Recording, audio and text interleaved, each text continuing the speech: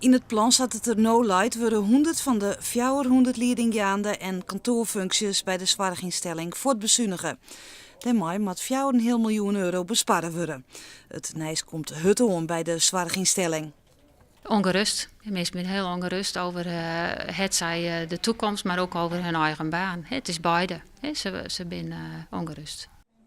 Een drege klus voor de leiding van Talent om het minnenijs te brengen.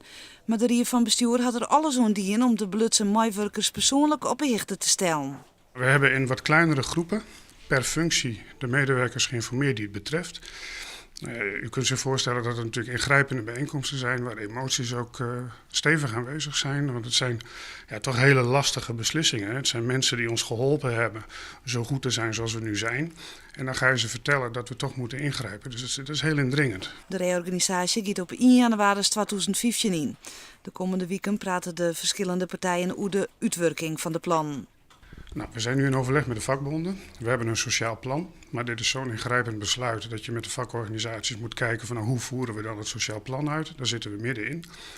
Ik hoop, en die verwachting heb ik ook wel, dat we tussen nu en een paar weken daaruit zijn. En dan kunnen we de medewerkers ook weer meer vertellen voor wat het hen persoonlijk betekent. Want ze weten nu alleen nog maar wat het voor de functies betekent. De ondernemingsrier weet nog net of ze akkoord gaan met de ontslagen. In Kwarten praten ze daarover.